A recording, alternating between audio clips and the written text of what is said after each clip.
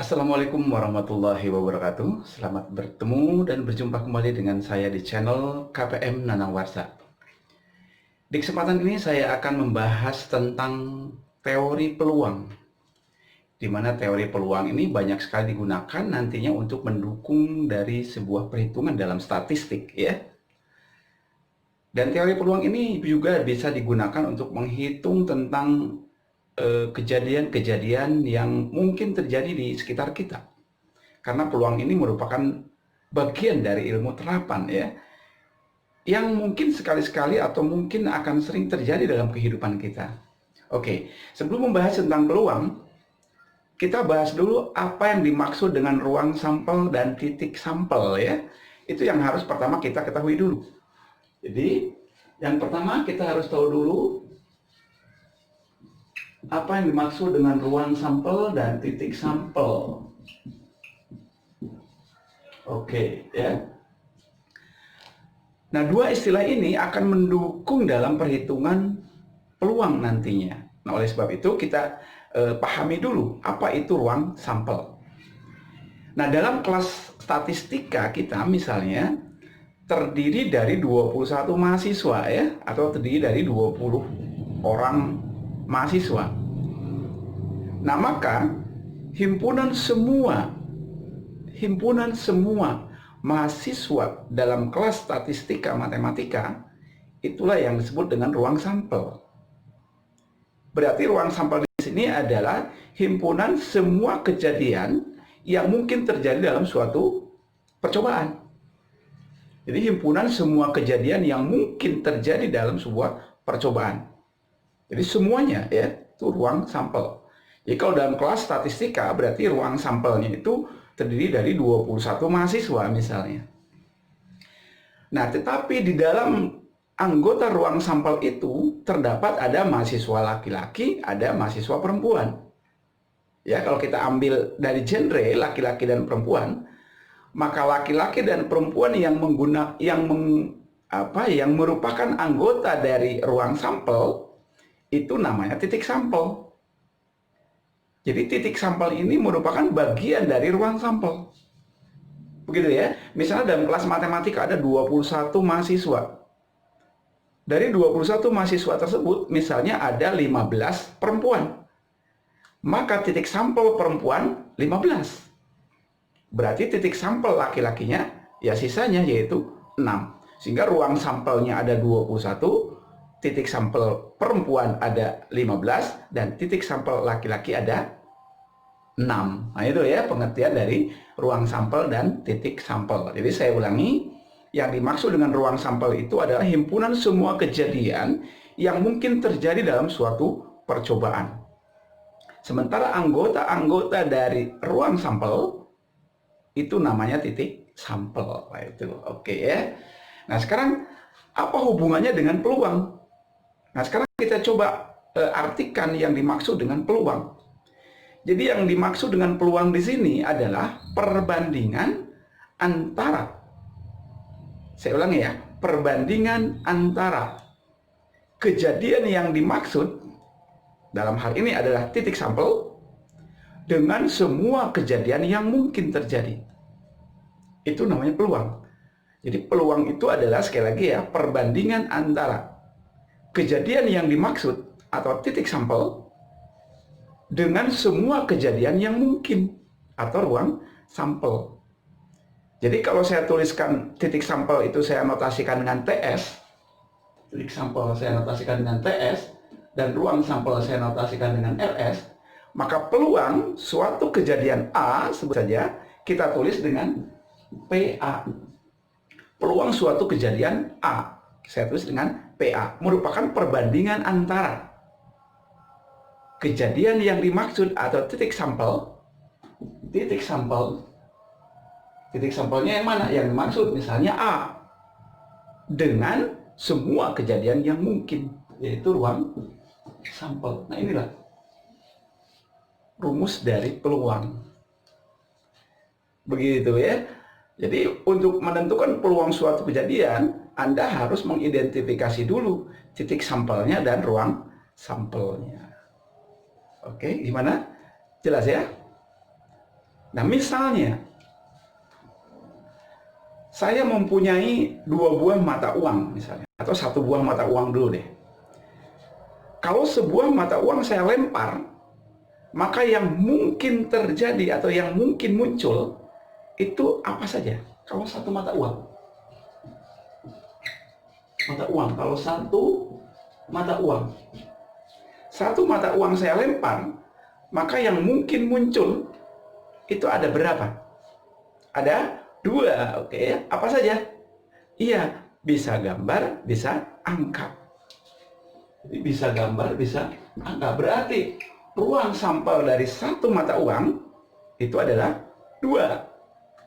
Ruang sampelnya 2. Gitu. Titik sampel angkanya 1.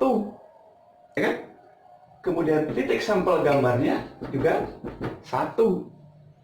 Jadi kalau sebuah mata uang kita lempar, ditanyakan berapa peluang munculnya angka,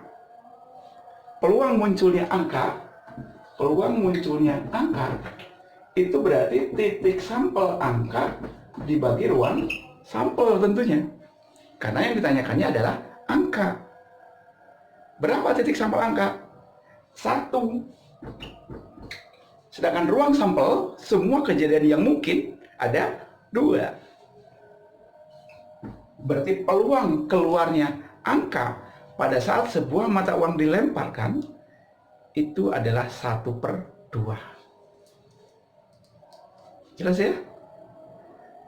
Kita lanjutkan. Bagaimana kalau 2 mata uang misalnya?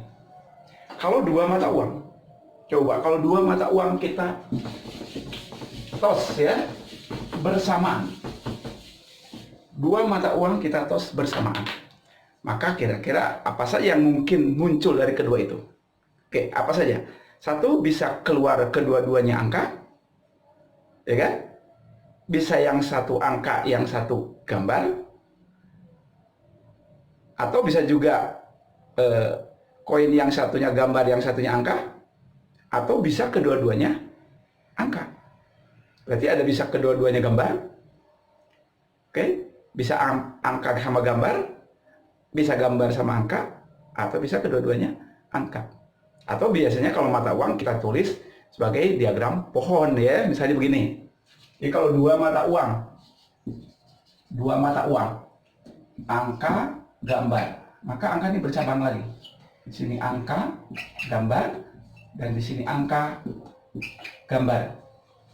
Maka ruang sampel dari pelemparan 2 buah mata uang, dari sini ruang sampelnya itu adalah bisa angka-angka ya, angka gambar, gambar angka, dan gambar. Ini angka-angka, angka gambar, gambar angka, gambar. Sehingga ruang sampel untuk 2 mata uang itu adalah 4 ruang sampelnya. Oke? Nah, kalau ditanyakan misalnya berapa peluang keluarnya satu angka, satu gambar? Berapa peluang keluarnya satu angka, satu gambar? Peluang satu angka, satu gambar. Oke, tinggal kita lihat. Yang satu angka, satu gambar. Yang ini. Nih, dia satu angka, satu gambar. Berarti ada 2. Berarti titik sampelnya 2. Ruang sampelnya 4. Berarti peluang satu angka, satu gambar itu adalah 2/4 atau 1/2 juga. Kalau dari berapa peluang keluarnya 2 angka? Peluang keluarnya 2 angka. Nah, kita lihat. Yang angkanya muncul 2 kali ada berapa? Ada 1. Berarti peluangnya adalah 1/4. Itu peluang suatu kejadian. Bagaimana? Jelas ya? Nah, sekarang kita coba dadu misalnya sekarang.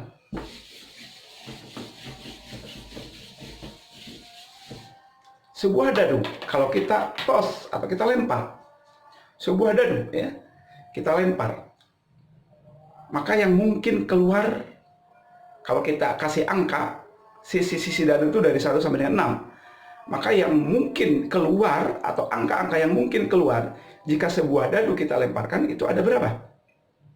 Tentunya ada 6. Apa saja? Angka 1, 2, 3, 4, 5, dan 6. Jadi kalau sebuah dadu, untuk satu dadu, dia punya ruang sampel 6. Apa saja? Yaitu 1, 2, 3, 4, 5, dan 6. Itu namanya ruang sampel. Nah sekarang kalau kita ingin mengetahui berapa peluang jika sebuah dadu dilempar munculnya bilangan ganjil misalnya. Peluang munculnya bilangan ganjil. Kita lihat saja. Berapa titik sampel ganjil? Titik sampel yang ganjil. Berapa saja yang ganjil? Berarti 1, 3, 5. Ada 3. Sedangkan ruang sampelnya ada 6. Maka peluang munculnya bilangan ganjil, itu adalah 3/6 ya, atau 1/2. Bagaimana? Paham tentang peluang ya? Jadi perbandingan antara kejadian yang dimaksud dengan semua kejadian yang mungkin. Oke ya, jadi bisa mata uang, bisa dadu. Sekarang bagaimana kalau 2 dadu ya? Kita coba 2 dadu. Kalau tadi ada 1 mata uang, 2 mata uang, mungkin nanti 3 mata uang ya. Jadi kalau 3 mata uang, yang ini bercabang lagi. Sini ada angka, ada gambar ya, sehingga ada angka-angka gambar gitu ya. Jadi nanti akan diperoleh sekian dari ruang sampelnya. Nah, biasanya untuk mata uang itu ruang sampelnya itu adalah 2 pangkat N. Kalau 1 mata uang 2 pangkat 1, 2. 2 mata uang 2 pangkat 2, 4 ruang sampelnya. Kalau 3 mata uang 2 pangkat 3 ya, berarti 8 ruang sampelnya. Untuk dadu berarti 6 pangkat N. Kalau 1 dadu 6 pangkat 1. Kalau 2 dadu 6 pangkat 2 berapa? 36 ya. Kita coba untuk 2 dadu.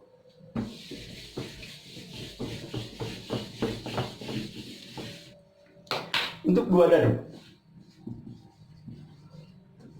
pada saat 2 buah dadu kita lempar bersamaan, maka akan terjadi pasangan bilangan. Ya, pasangan bilangan. Nah, pasangan bilangan itu biasanya dalam peluang itu ditanyakan jumlahnya. Jadi coba Anda bayangkan kalau 2 buah dadu yang pertama 1 sampai 6, ya. Ini dadu yang pertama 1 sampai 6. Kemudian dadu yang kedua 1 sampai 6. 1, 2, 3, 4, 5, 6. Kemudian 2 dadu ini kita lempar bersama, maka pasti yang muncul adalah 2 angka. 2 angka ini merupakan pasangan bilangan. Misalnya bisa 1 dengan 1, ya, atau di sini bisa 1 dengan 4, atau di sini misalnya, nih, iya, bisa 5 dengan 6, dan seterusnya, kan? Misalnya di sini, dia bisa 6 dengan 4. Itu pasangan bilangan tentunya. Jadi kalau dadu 1-1, dadu 2-nya 1, berarti pasangan bilangannya 1-1. Dan kalau kita jumlahkan, kedua bilangan itu adalah 2 ya. Berarti nilai terkecil dari jumlah 2 mata dadu itu 2 nilai terkecilnya. Yaitu 1 dengan 1. Sementara yang terbesar berapa? Iya, yang terbesar ini. 6 dengan 6. Berapa? 12.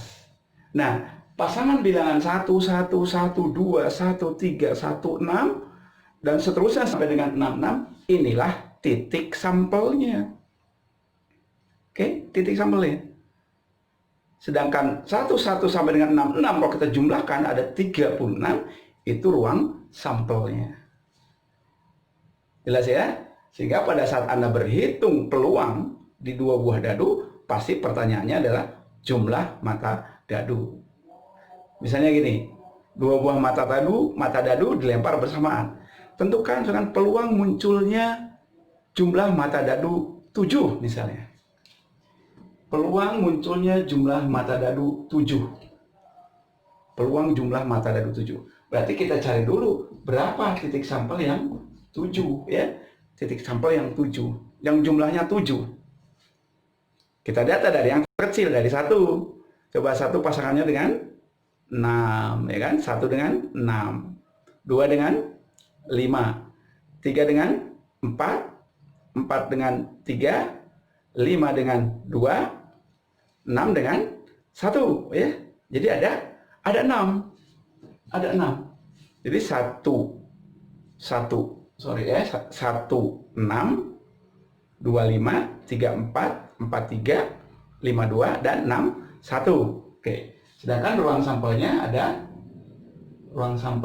36, sehingga peluang jumlah mata dadu 7 B7 itu adalah titik sampel dibagi ruang sampel. Nah, titik sampelnya ada 6, ruang sampelnya 36. Jadi 6/36, atau kalau disederhanakan ini adalah berapa? 1/6 ya. 1/6. Begitu untuk 2 buah mata dadu. Bagaimana? Jelas? Pengertian titik sampel, ruang sampel. Kemudian peluang suatu kejadian. Oke.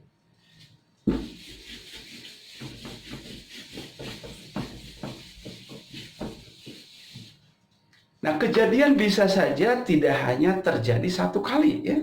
Atau tidak hanya kejadiannya itu disebutkan satu kali. Bisa saja lebih dari satu kali, bisa 2, 3 dan seterusnya. Maka di sini ada yang disebut dengan peluang suatu kejadian yang majemuk. Ya, ada peluang suatu kejadian yang majemuk. Apa saja peluang suatu kejadian yang majemuk? Yang pertama, ada yang disebut dengan peluang saling lepas.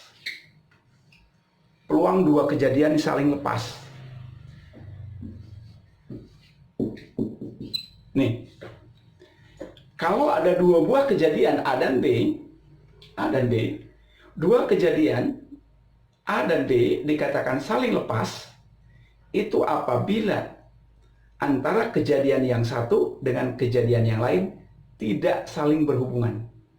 Itu namanya saling lepas. Ya, jika antara kejadian yang satu dengan kejadian yang lain tidak saling berhubungan. 2 kejadian yang saling lepas ini dinotasikan dengan P A gabungan B. Ya, dengan rumus PA ditambah PB. Nah, tanda ini biasanya dibaca atau. Jadi PA atau B. Nih. Di 2 kejadian dikatakan saling lepas apabila antara kedua kejadian tersebut tidak saling berhubungan. PA gabungan B atau PA atau B itu sama dengan PA ditambah PB. Itu satu ya. Jadi kejadian majemuk namanya. Yang kedua,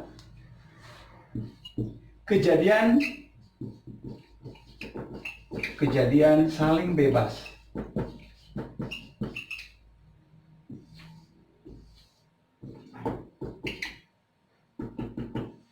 Ini. Kalau ini irisannya ada nggak irisannya? Tidak ada ya. Berarti di sini A, irisan B-nya kosong ya. A irisan B-nya kosong. Tidak ada A irisan B. Kalau di sini beririsan, saling bebas namanya. Apa maksud 2 kejadian saling bebas? 2 kejadian A dan B dikatakan saling bebas apabila kedua kejadian tersebut tidak saling mempengaruhi. Bebas namanya ya. Jadi 2 kejadian dikatakan saling bebas apabila kedua kejadian tersebut kalau terjadi tidak saling mempengaruhi. Tidak saling mempengaruhi. Artinya kejadian A mau terjadi atau tidak, maka kejadian B terus terjadi begitu. Jadi tidak mempengaruhi. Atau kejadian A tidak dipengaruhi oleh kejadian B. B. Atau sebaliknya, kejadian B tidak dipengaruhi oleh kejadian A. Itu namanya saling bebas. Jelas ya? Nah, notasinya, dua kejadian saling bebas, A irisan B. Ini notasinya irisan. Karena di situ dia beririsan ya. Jadi dua kejadian dikatakan saling bebas, itu dinotasikan PA irisan B dengan rumus PA kali PB. Ini ya, PA kali PB. Dan irisan biasanya dalam kalimat ini diganti dengan kata dan. Jadi ini adalah dan. Itu. Jadi kalau dalam sebuah soal ada kata dan berarti dikali ya. Tapi kalau ada kata atau berarti ditambah. Bagaimana? Oke, dan satu lagi. Satu lagi.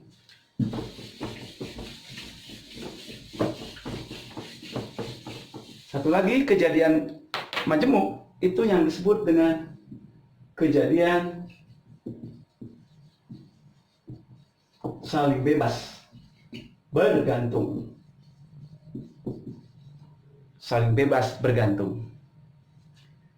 Apa yang maksud dengan saling bebas bergantung? Yang dikatakan saling bebas bergantung itu adalah kejadian kedua itu dipengaruhi oleh kejadian yang pertama. Atau terjadinya kejadian kedua itu tergantung dari kejadian pertama. Oleh sebab itu kejadian saling bebas bergantung ini disebut dengan kejadian bersyarat.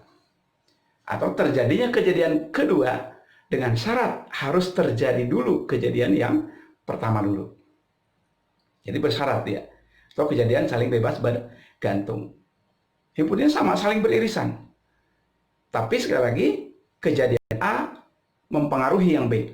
Atau kejadian B dipengaruhi oleh kejadian A. Sehingga notasinya adalah P A irisan B. Begitu. PA irisan B setelah A. Jadi saya ulangi. Kejadian kedua dipengaruhi oleh kejadian pertama. Jadi ini sama dengan, sama ya. Karena di sini menggunakan irisan. Berarti pakainya dan. Kalau dan tadi operasinya adalah dikali. Ini sama dengan PA kali PB setelah A terjadi. Nih. Gitu. Bagaimana? Ya, asalkan bagaimana cara membedakan kejadian saling bebas dan kejadian saling bebas bergantung ya. Mungkin bingung, sama-sama saling bebas, sama-sama dikali. Yang seperti apa yang saling bebas bergantung? Oke, di tangan saya ini saya mempunyai alat tulis. Anda lihat di sini. Di sini spidolnya ada, perhatikan, ya jelas ya. Spidolnya ada 3, ballpointnya ada 1. Tapi jangan lupa, spidolnya ada yang berbaju, ada yang tidak. Berarti kalau saya ngambil alat tulis di sini, yang mungkin terambil bisa ballpoint, bisa spidol yang putih tanpa baju, bisa spidol yang pakai baju. Berarti ruang sampelnya adalah 4 ya. Ruang sampelnya 4. Oke, Anda perhatikan. Titik sampel ballpoint 1. Karena hanya ada 1. Titik sampel spidol yang putih juga 1. Tapi titik sampel spidol yang masih ada bungkusnya 2. Ulangi. Titik sampel ballpoint 1, spidol putih 1, spidol yang pakai baju 2. Sehingga jumlah seluruhnya ada 4. Anda perhatikan. Kalau saya mengambil sebuah spidol, terambil yang ini. Berapa titik sampel yang ini? 1. Ruang sampelnya 4. Berarti peluang ini berapa? 1/4. Jelas?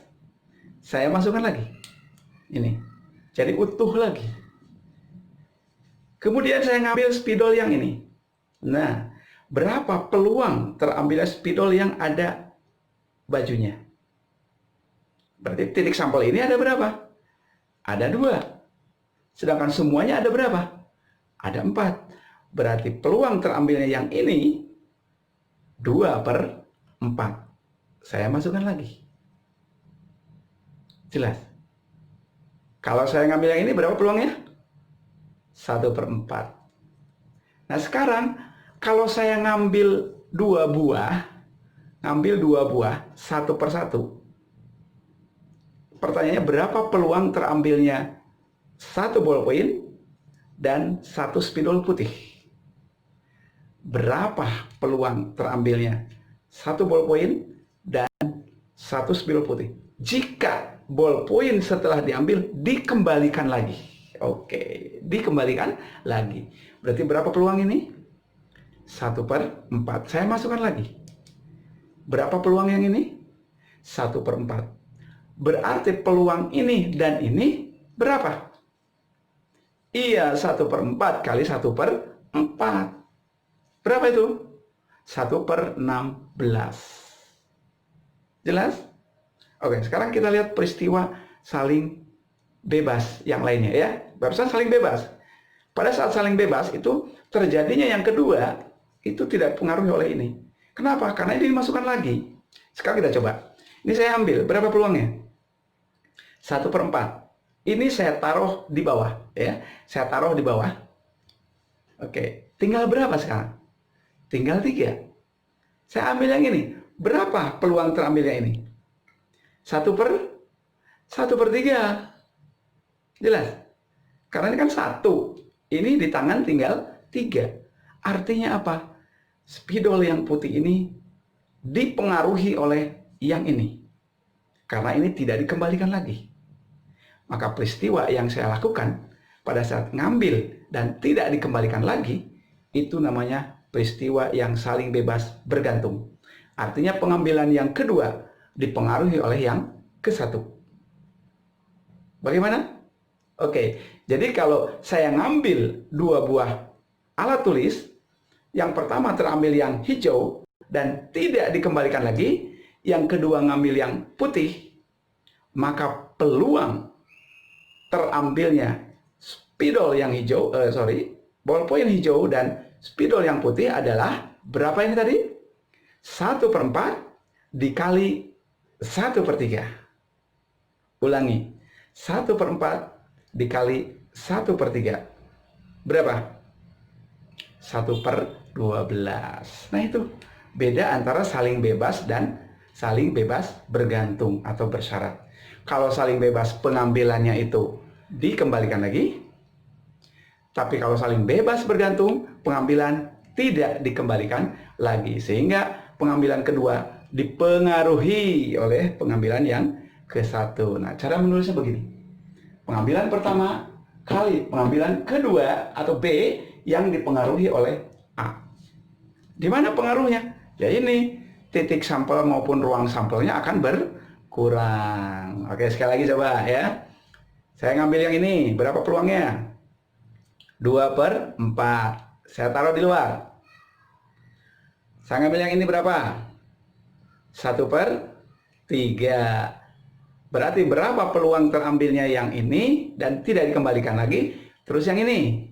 Oke, berarti 2/4 kali 1/3. Tinggal dihitung saja. Nah itu, ya. Itu kejadian yang majemuk. Bagaimana? Jelas ya? Sekarang kita lanjutkan. Bagaimana kalau sebuah benda ini diambilnya sekaligus begitu? Diambilnya sekaligus. Saya ulangi, diambilnya sekaligus, ngambil 2 sekaligus. Nah, pengambilan yang sekaligus, konsepnya yang kita gunakan adalah konsep kombinasi. Yaitu memilih R unsur yang diambil dari N unsur yang tersedia. Nah, ini adalah materi pada video sebelumnya ya tentunya. Tapi di situ ada yang disebut dengan titik sampel dan ruang sampel. Kalau titik sampel apa? Yang dimaksud. Kita ngambilnya apa? Yang dimaksud. Kalau ruang sampel, ya semua yang ada. Jadi tetap, yang namanya peluang itu adalah titik sampel dikali dengan ruang, dibagi dengan ruang sampel. Oke, itu saja dulu ya untuk pertemuan kali ini di video yang pertama ini. Nanti berikutnya untuk contoh-contoh soal kita lanjutkan ke video berikutnya. Semoga bermanfaat teori ini. Mudah-mudahan bisa mendukung untuk mencoba menjawab soal-soal tentang peluang. Demikian. Assalamualaikum warahmatullahi wabarakatuh.